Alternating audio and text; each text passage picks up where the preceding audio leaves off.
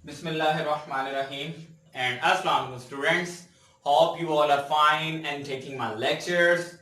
So student, जैसा कि आप जानते हैं चैप्टर नंबर 7 सेकेंड ईयर की बुक का हम कंटिन्यू किए हुए हैं और आज अल्हम्दुलिल्लाह हमारा उसका लेक्चर नंबर 8 है।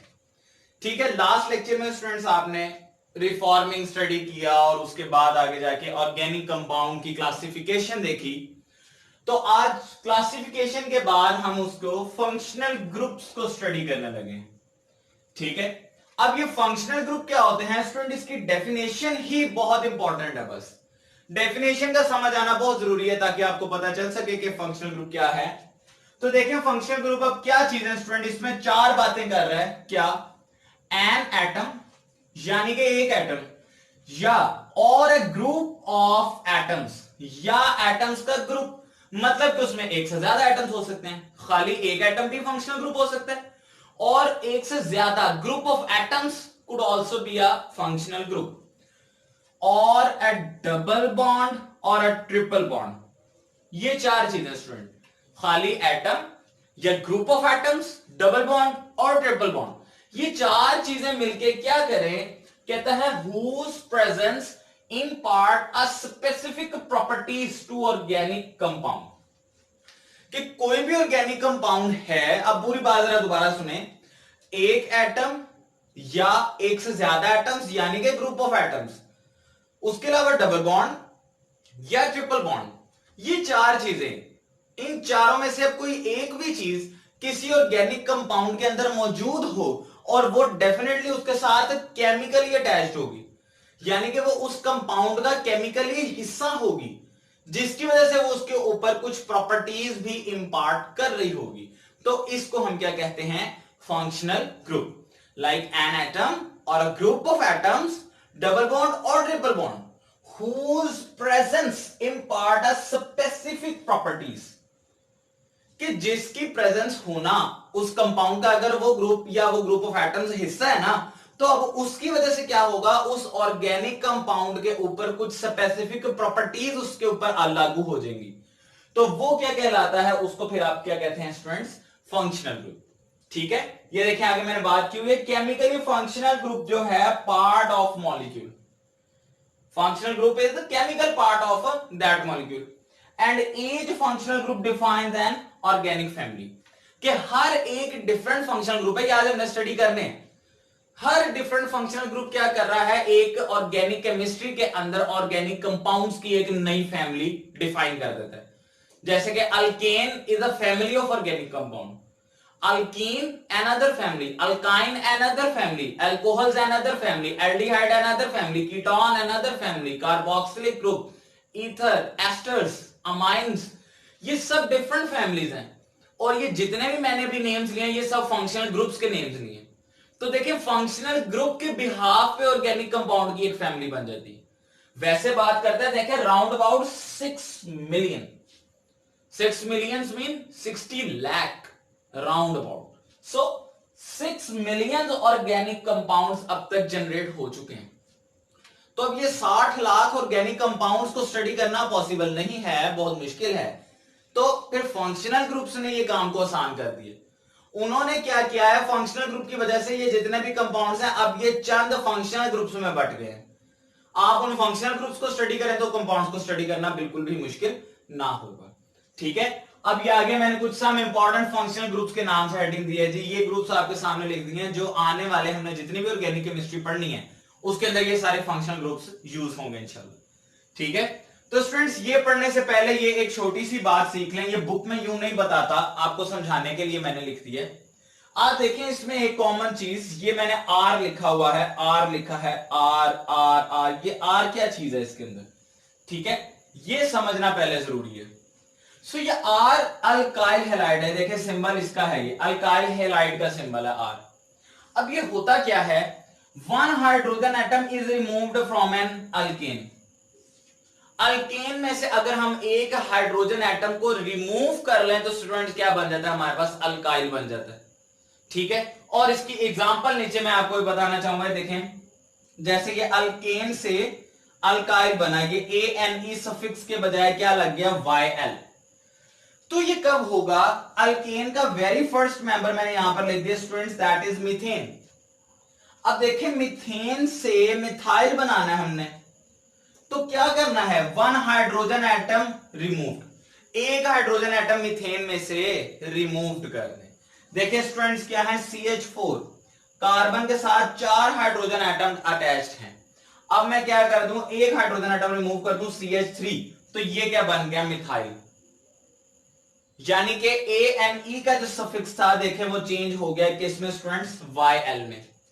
इसी तरह अल्केन से अल्काइल भी बनता है। ये देखिए, ये कार्बन मीथेन, ये 4 एटम्स हैं, 1 2 3 4 बॉन्ड बनाए हुए हैं। ये भी कार्बन 4 बॉन्ड बना सकता है, लेकिन 1 2 और 3 ये चौथे के साथ देख लें, यहां पर कोई हाइड्रोजन अटैच नहीं है, तो अब ये अल्काइल बन गया। और मीथेन था तो इसलिए मैं मिथाइल कहूंगा। ठीक है स्टूडेंट्स, कार्बन 4 बॉन्ड बनाता है, ये भी सीख लें। कार्बन का एटॉमिक नंबर है 6 एटॉमिक नंबर का मतलब क्या है? लाइक देखें, 1s2 2s2 एंड 2p2, ये इसकी इलेक्ट्रॉनिक कॉन्फ़िगरेशन बनेगी। स्टूडेंट ये फर्स्ट शेल, ये रहा सेकंड शेल। देखना यहां 1 लिखा है, ये पहला शेल है, ये 2 और 2 दोनों पीछे लिखा है, ये दूसरा शेल है। मैं कार्बन का एटम अगर ड्रा करूं, न्यूक्लियस, पहले शेल में स्टूडेंट 2 इलेक्ट्रॉन्स, टोटल कितने हैं कार्बन में? 6 होते हैं, क्योंकि उसका एटॉमिक नंबर 6 है ना, तो प्रोटॉन 6 होंगे, तो जितने प्रोटॉन होते हैं उतने इलेक्ट्रॉन होते हैं, तो 6 ही होंगे।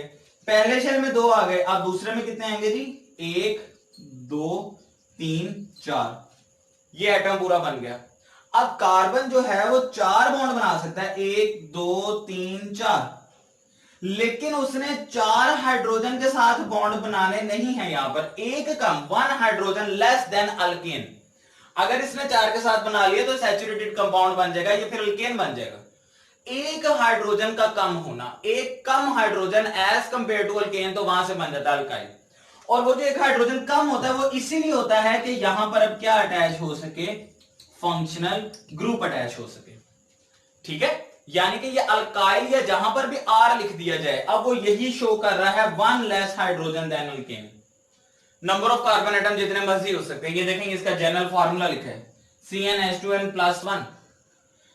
ये क्या शो कर रहा है? नंबर ऑफ कार्बन एटम्स को। जैसे ये मैंने CH3 लिखा है, तो देखें इसके अंदर कार्बन एटम कितने हैं? 1 है, 1 है। तो n की जगह अगर मैं 1 लिखूं तो स्टूडेंट देखें, C1H2, अब ये n की जगह फिर 1, 2 मल्टीप्लाई 1 प्लस 1, 2 1 2 प्लस 1 3, तो ये क्या बनेगा? CH3। ठीक है, जो कि क्या है? अल्काइल है। तो ये है बेसिकली R इसके अंदर जो है, ये अल्काइल है कि इसमें एक हाइड्रोजन कम होता है, ताकि उसकी जगह पर क्या लग सके? कोई भी फंक्शनल ग्रुप लग सके, जिसकी वजह से उस कंपाउंड की एक पहचान बन सके।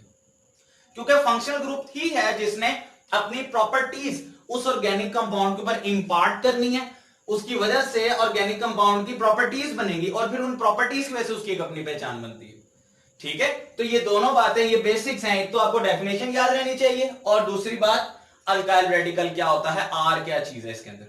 अब मैं दोबारा डेफिनेशन की मदद लेते हुए ये सारे फंक्शनल ग्रुप्स को डिस्कस करूंगा, और ये आपने अच्छे से अभी याद कर लेना है, ताकि आगे 8वां 9वां 10वां 11वां 12वां 13वां 14वां चैप्टर, उन सब के अंदर ये यूज होने हैं, यही यूज होने हैं, इनसे बाहर नहीं आएंगे इंशाल्लाह।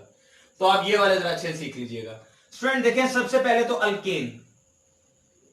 अल्केन का मतलब क्या है? Single bond. ये देखें, 2 कार्बन के दरमियान कार्बन, अब ये याद रखिएगा, कार्बन टोटल 4 बॉन्ड बना सकता है, ना इससे ज्यादा बनाने हैं उसने, ना इससे कम बनाएगा फिर अल्काइल बनेगा वो। ठीक है, तो अब देखें, ये आपके पास आ जाता है फॉर्मूला, ये सिंगल बॉन्ड है ना, खाली ये ब्लू में मैंने शो किया सिंगल बॉन्ड, वो अल्केन।